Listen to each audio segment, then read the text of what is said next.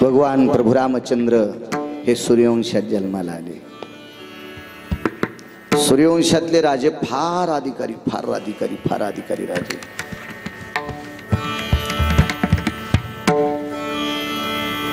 प्रभू रामचंद्र जन्माला आले।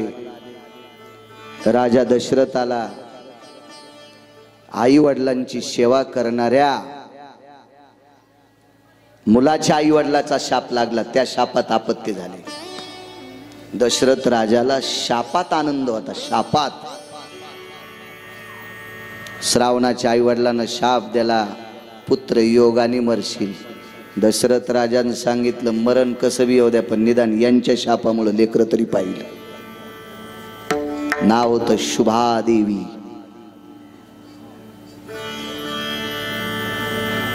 जिचं नाव शुभादेवी आहे, तिच्या जीवनात अशुभ पाहण्यासाठी आलं। संसारात 6 दुःख नसावा।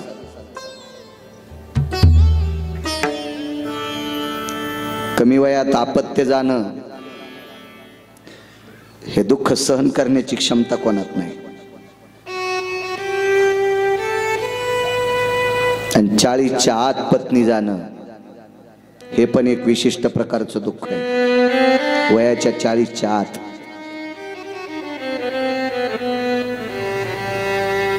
ते दुःख शुभादेवीला झालतं। राजा दशरथाच्या हाताने श्रावण बाळ मृत्यू पावला।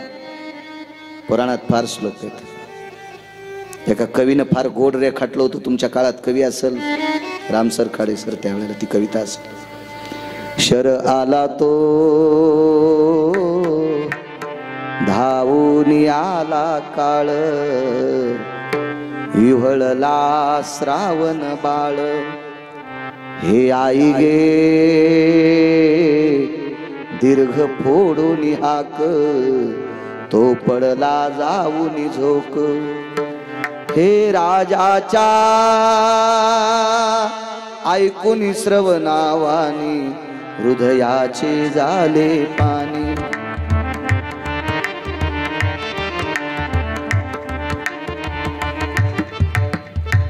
क्या बात आहे, वाह।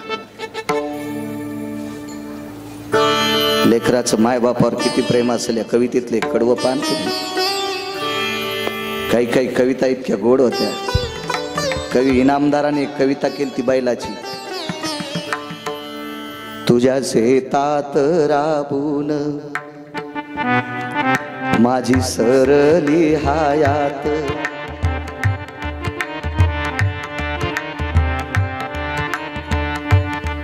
तुझ्या शेतात राबून माझी सरली हयात, माझी सरली हयात, माझी सरली हयात, माझी सरली हयात।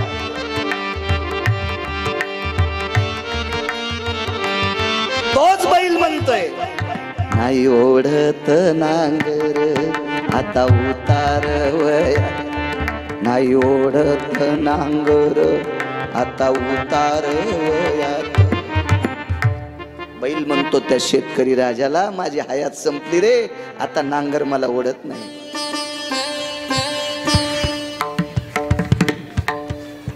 त्या बैलाची उमेद असताना शेतकऱ्याने काय त्याचे लाड केले। मला चारलास गुळ, मला घातलीस झुल, मला चारलास गुळ। हे राजा मला गुळ चारलास रे, मला झूल घातलीस रे, आता मला कसायला देऊ नकोस रे राजा, देऊ नकोस। या कवितेतलं शेवटचं वाक्य ऐका ना। वाक्य काय म्हणतो बैल, मेल्यावरती मला रे, मेल्यावरती मला, मला एक दारू दे, माझ्या काताड्याचे जोडे तुझ्या पायात वाजू दे, माझ्या काताड्याचे जोडे तुझ्या पायात वाजू दे. बैल म्हणतो राजा एक इच्छा आहे माझी, मी मेल्यावर माझ्या कातड्याचा जोडा तुझ्या पायात वाजावा, तुला काटे मोडू नये. काय काव्य असलं काय, हे मर्मज्ञ लोक होते, मर्मज्ञ लोक होते. तशी एक कविता परवाला तुम्हाला बोलून दाखवली. बहिणाबाईंच्या कविता फार सुंदर होत्या. सुंदर सुंदर सुंदर काव्य आहे जुन्या काळातले. या श्रावणाच्या कवितेतलं एक वाक्य, राजाला सांगितलं, राजा मम माथा रे तरु खाली असतील बसले, द्याने ऊन आधी पाणी, द्याने ऊन आधी पाणी, दुर्वार्ता फोडून कानी, दुर्वार्ता फोडून कानी, द्याने ऊन आधी पाणी.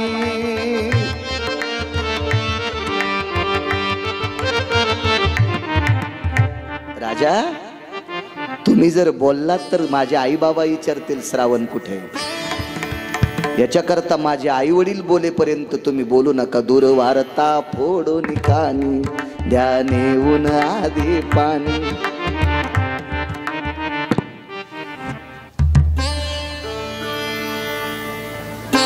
त्याचा बोल जाऊ लागला खोल, बोलता बोलता बोल खोल गेला. दशरथ राजा रे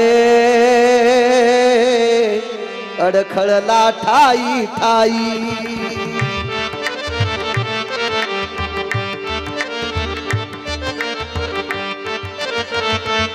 ऐकत असताना काय झालं असं राजांची दैन, देवा मला नाही, मी दुसऱ्याचं मारले, जीव गेला तरी हरकत नाही. राजा शेवटची इच्छा आहे, शाप देत नाही, पण मायबापाला पाणी नेऊन द्या. म्हणून आपल्या प्रत्येक क्षेत्रामध्ये श्रावण हे नाव आहे.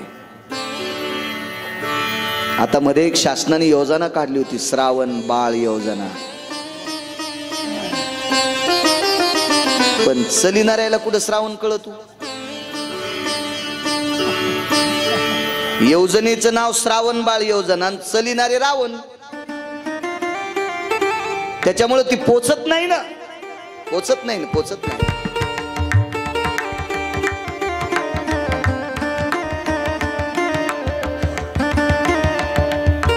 भगवान प्रभू रामचंद्र पुत्र कामिष्ठ यज्ञ केला. यज्ञ नारायण प्रसन्न झाले, पायस पात्र प्राप्त झाले, 3 भाग केले. पिंड घारीने झडपिला, अंजनी मातेच्या करात पडला, तिकडं मारुतीरायांचा जन्म झाला. पवनसूत हनुमान की जय. एका भागाचे पुन्हा तुकडे केले. भगवान रामचंद्र, भगवान लखनलालजी, भगवान शत्रुघ्न, भगवान भरत, चौघे पुत्र राया दशरथा. फार मोठं स्वराज्य. सूर्यवंशातले राजे होते. मर्यादा पुरुषोत्तम रामचंद्र संसारात भावानी भावाशी कसं वागावं, जावेनं जावशी कसं वागावं, सासूनी सुनेशी कसं वागावं, सुनेनी सासूस कसं वागावं, रक्तातल्या नातेवाईकात कसं वागावं, शेजाऱ्या पाजाऱ्याशी कसं वागावं, चौकटीतलं परिपूर्ण ज्ञान शिकवतं ते रामायण. आणि या इंटरनेट जगात विश्वात फिरत असताना घर वलांडल्याबरोबर कसं वागावं याच्याकरता श्रीमद भागवत, याच्याकरता गीता, याच्याकरता महाभारत. महाराजजी एक रावण होता, ढकलं ते. आता पावला पावलाला रावणाची संख्या झाली, याच्याकरता महाभारत खिशात असणं अत्यंत गरजेचं आहे. व्यवहारामध्ये, संसारामध्ये, व्यापारामध्ये, राजकारणामध्ये, प्रत्येक क्षेत्रात वावरत असताना महाभारतातली एक एक चौकट आपल्यासाठी विवेकाची कामाची. त्याच्यापैकी कनकाची नीती असेल, त्याच्यापैकी विदुराची नीती असेल, त्याच्यापैकी अर्जुन कृष्णाचा बोध असेल, त्याच्यापैकी दुर्योधनाची नीती असेल. ही नीती आजमावल्याच्या नंतर विश्वातले किती परिचक्र डोक्यावर येत असतात, त्या प्रत्येक गोष्टीचं आवर्तन महाभारतात आहे, गरजेचं आहे. शेवटच्या टोकाला जात असताना परिपूर्ण स्थितीत किती योग्य स्थितीत विवरण करावं याच्याकरता महाभारताचा अनुषंग सांगितला, श्रीमद भागवताचा अनुषंग सांगितला, गीतेचा अनुषंग सांगितला. इकडे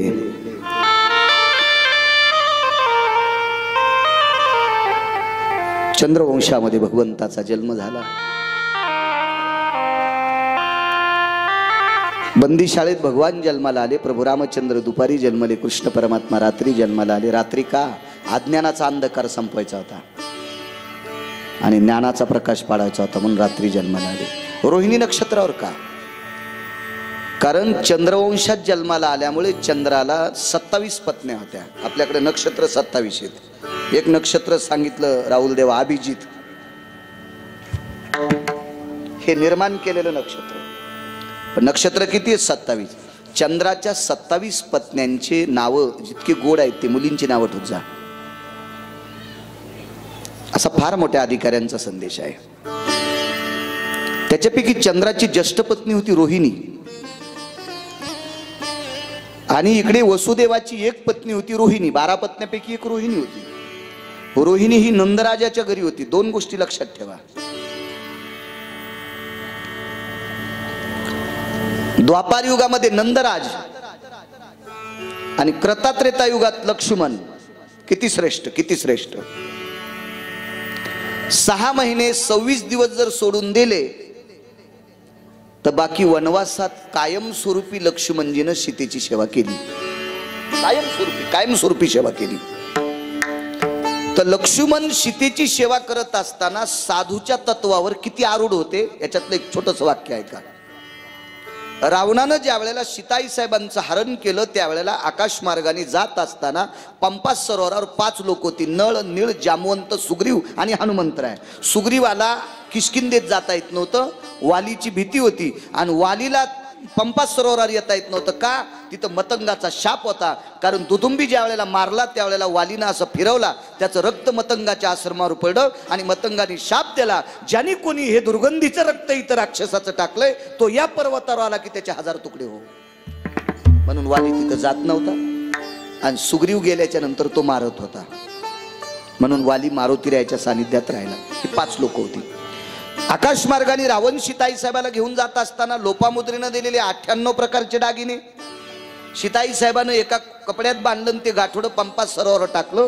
हे गाठोडं नळ, नीळ, जामवंत, हनुमंतानी सुग्रीव यांच्याकडे प्राप्त झालं.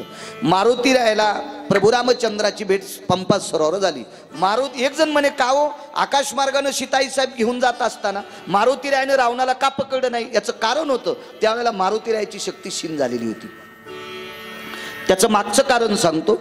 मारुतीराय वानर स्वरूपात असल्यामुळं त्या योनीचा स्वभाव मारुतीरायाकडे प्रगट झाला, आणि मारुतीरायानं 10-5 साधूच्या झोपड्या उचलल्या, जिथं पाणी नाही तिथं नेऊन ठेवल्या. या चंचल स्वभावामुळे साधूनं मारुतीरायाला शाप दिला, तुझी शक्ती क्षीण होईल. मारुतीराय शरण आले, माफ करा. ज्या दिवशी तुला तुझ्या गुरुवर्यांची भेट होईल, ज्या दिवशी तुझ्या आराध्य देवतेची भेट होईल, त्या दिवशी तुला शक्ती पुन्हा प्राप्त होईल. आणि पंपा सरोवरावर लक्ष्मणाच्या मांडीवर प्रभू रामचंद्राचं डोकं आहे. भगवान झोपलेले आहेत. डाव्या गुडघ्यावर प्रभू रामचंद्राचा पाय आहे. आणि मारुतीरायनं बघितलं, या परिसरात 2 मानव, या परिसरात 2 मानव निर्भय, भीती नाहीत. म्हणून मारुतीरायनं मोठ्या एका झाडाची फांदी तोडली आणि प्रभू रामचंद्राच्या अंगावर फेकल्याबरोबर अंगठ्याच्या वाऱ्यानं फांदी आकाशात कुठे गेली, तिचं पान सुद्धा सापडलं नाही. त्यावेळेला मारुतीरायाच्या लक्षात आलं किती मोठी शक्ती आहे, आणि मारुतीरायानं दर्शन घेतलं, शक्ती पुन्हा प्राप्त झाली.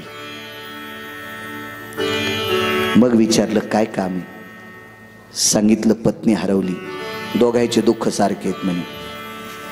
तुमचं जे दुःख आहे तेच आमच्या मित्राचं दुःख आहे. फरक इतकाच आहे, तुमची हरवलेली पत्ता नाही, त्याची हरवलेली माहित आहे. जो सुग्रीवाला दुःख आहे तेच मारुतीरायाला. सुग्रीवाला घराच्या बाहेर काढून दिलं, त्याची पत्नी वालीनं घरी ठेवून घेतली होती. काय नाव होतं सुग्रीवाच्या पत्नीचं सांगताय? हा हा, चुकीचं बोलू जाऊ नका. रुमा. वा, संचित कॉप्या करीत असतात ना.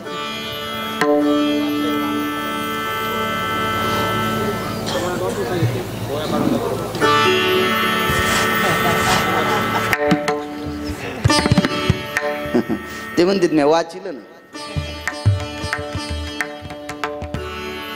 एवढा गिरगावकर धुतला आणि तितकत नाही कळायचं का? रुमा तारा ही वालीची पत्नी होती. राजे हो, तारा सामान्य नाही.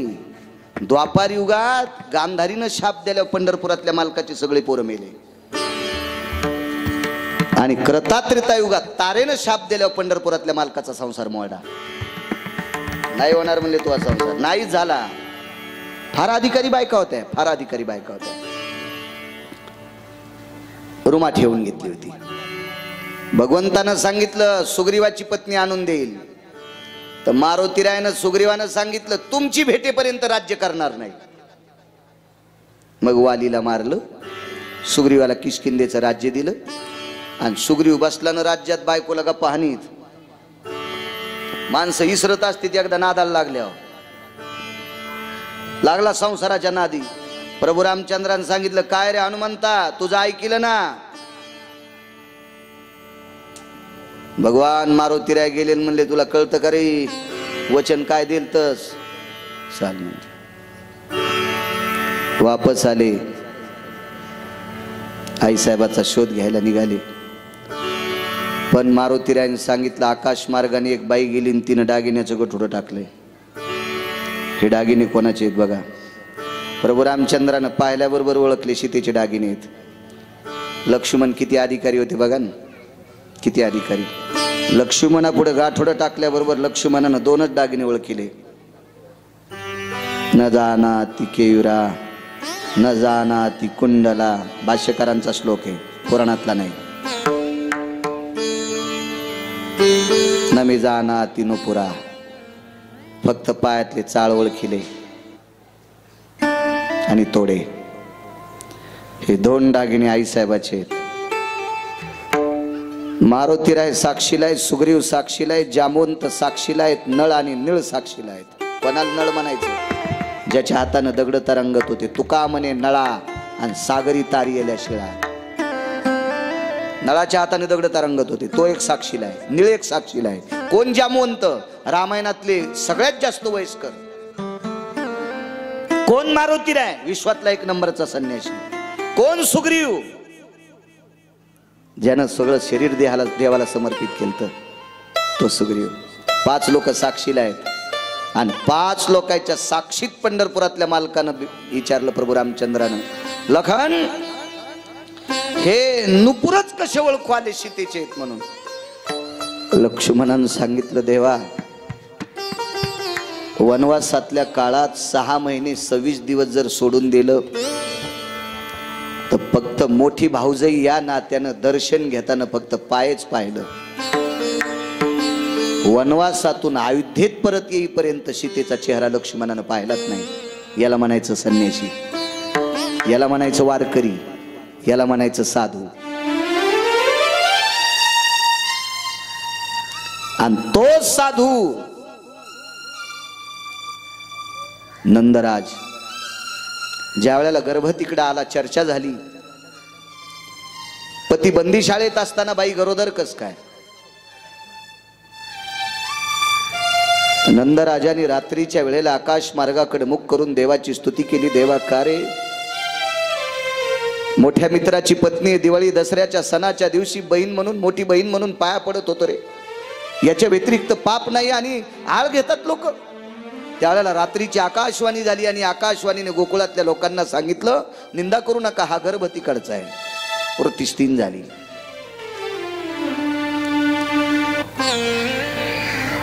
आठवा गर्भ तो भगवान परमात्मा आहे. 8 वर्षाची मूर्ती आहे. रात्री जन्माला आला, अज्ञानाचा अंधकार संपायचा होता. रोहिणी नक्षत्र, अजन जन्मा नक्षत्र आहे रोहिणी, अजन जन्मा. कारण गर्भवासाचं दुःख प्रभूला नसतंय. अयोनी संभव प्रगटला राघव. देवाला गर्भवास असतो का? सरळ सरळ प्रगट. मग अजन जन्मा धात्री नक्षत्र रोहिणी. चंद्राला आनंद वाटावा ज्येष्ठपद, कारण त्योंशात जन्म घेतलाय ना, म्हणून रोहिणी नक्षत्र. यमुनेमधून पहिलं पार केलं. तिथे गेल्याच्या नंतर राजाच्या दरवाजाला 4 दरवाजे होते, गाईचा दरवाजा 9 लाख गाई, तरी पण रात्री 1-1:30 वाजता उठून गाईला वैरण टाकली. याच्याकडे श्रीमंत होत असते तो माणसाला जर मोठं व्हायचं असेल तर सतत उद्योग करावा लागेल. उद्योगमवर धनते लक्ष्मी. तुम्हाला एक सांगू का, अर्थशास्त्राचा सिद्धांत आहे, व्यसनी माणसापेक्षा खाडेसर आळशी माणूस पाहिल्याच्या नंतर घातक असते. रामसर महाराज, व्यसनी माणसापेक्षा आळशी माणूस घातक सांगितल्यामुळे बाबा देवा, आळशी माणूस घातक आहे. व्यसनी आहे त्या पैशाचा नाश करतो, व्यसनी आहे त्या पैशाचा नाश करतो, आणि व्यसन जर त्याला सुटतच नसेल तर काम करून पुन्हा व्यसन करतोय. पण आळशी आहे ती संपत्ती संपवतात, पुन्हा आणतच नाहीत, पिढ्यानं पिढ्या मातीत घालतात. म्हणून आळशी माणूस पाहणं सर्वात घातक असतं.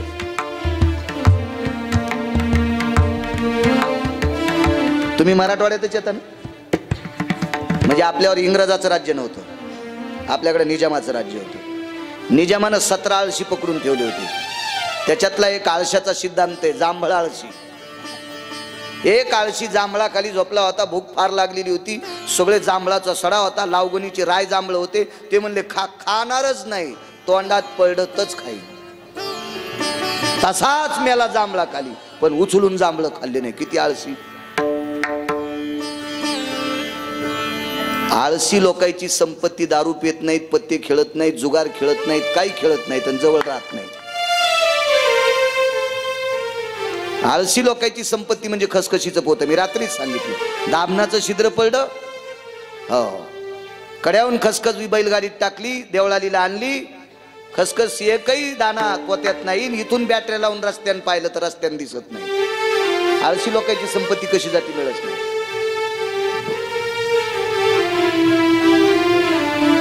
फार विचित्र असतात आळशी. काम करत राहिलं पाहिजे. तुम्हाला एक सांगू का, माणसं झोपीनं जर आयुष्य वाढलं असतं तर आजगराची संख्या वाढली असती. निद्रे आयुष्य वाढे, मग आजगर काम रे. आजगर तर एकदा चौधरी शिकार भेटल्याच्या नंतर ते 6-6 महिने बाहेर निघत नाही. एवढी शिकार पचवायची ती फक्त महाराज हवेनं पचवायची. 6-6 महिने जाळीच्या बाहेर निघत नाही. मग आजगर का मेले? निद्रे आयुष्य वाढे, मग आजगर काम रे. उलट झोपीनं जास्त माणसं मारतात. म्हणून ज्यांच्याकडे जास्त पैसे आहेत का, ते सकाळी 5 वाजताच रोड जाम केला. हो, धोण्याला बाई, भांड्याला बाई, स्वयंपाकाला बाई, फरचीला बाई, सगळ्याला बाई, खाऊ घालायला बाई नसती वाटते. मग हे शरीर सुटल्याच्या नंतर आपण झोपीत मरू याच्या करता पहाटे रोड जाम केला. 1-11, 1-2-12 पाय. सगळ्यात जास्त मोठाले लोक रोडवर येतात. त्याला माहिती आहे आपल्याला घाम निघत नाही, याच्या करता नाही घाम निघला आपण झोपीतच मरू. आपण कर्मभूमीवर आलो, याच्याकरता काम जे वाट्याला आलंय ते करायचं असते. 9 लाख गाई, त्याच्याकडे जमीन किती असेल? 1-1:30 वाजता रात्री गाईला वैरण टाकाय. तुम्हाला एक सांगू का, झाडानी गाय साधूचं लक्षण आहे. झाडानी गाय साधूचं रूप आहे. झाडानी गाय साधू स्वरूप आहे. झाडाकडे दोष नाही, लावणाऱ्याला बी सावली, तोडणाऱ्याला बी.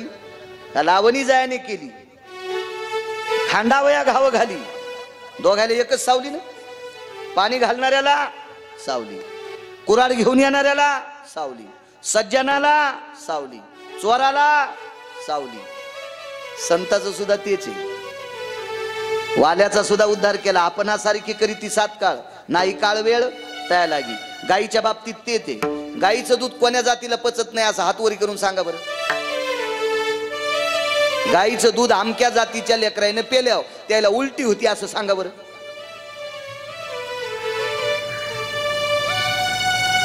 बाई बाळांतीन झाली, दूध आटलं. लहान लेकराला म्हशीचं दूध दिलं की मधात खापल्या होत असतात, चिपा होत्यात म्हणते. मग गावरान गाईचं दूध लागतंय. गावरान म्हणजे देशी गाय. कोणी वाचिलं त्या लेकराला? वस्त्राचा बोळा करायचा, त्या बोळात ओटावर ठेवायचा, ते लेकरू चोखतंय. गाय म्हणली का याच्या बापाच्या गळ्यात माळ नाही, हे पोराला मी नाही वाचू देत. गाय म्हणली का महाराज एखाद्या जातीच्या माणसाला दूध पाचणार नाही? धोरण कसं आहे पाहणं. वाघाचं दूध आतापर्यंत वाघिणीचं दूध तुम्ही पिलं का? नाही. ठीक आहे, त्या वाघाला अभयारण्य. वाघ जर मंडपात आला तर कोण बसन इथं? त्याला अभयारण्य. वाघाचं कातड एका महाराजांनी बसायला घेतलं तर 3 महिने जलात होता, आणि त्या महाराजाला मच्छर मारता येत नाही, आणि त्याला जलात. वाघाचं कातड आलंच कसं. ते म्हणलं आता ज्यानं दिलं ते म्हणलं मग नाव सांगू नको. महाराज 3 महिने तिथं खडी फोडायला.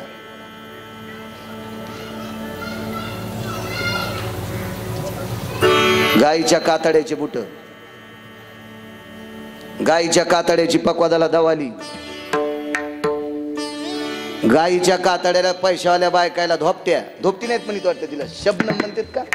पर्स पर्स पर्सच म्हणतात ना. मी धोपटीच म्हणून गेलो. गाईच्या कातड्याचे पैशावाल्याला पटे, त्याच्या डगाळा त्यात म्हणून आवळू आवळूच बेजार. पटे पटे. आणि त्या गाईला काय माहितीये का? कत्तलखाना. तिला कत्तलखाना, तिला कत्तलखाना.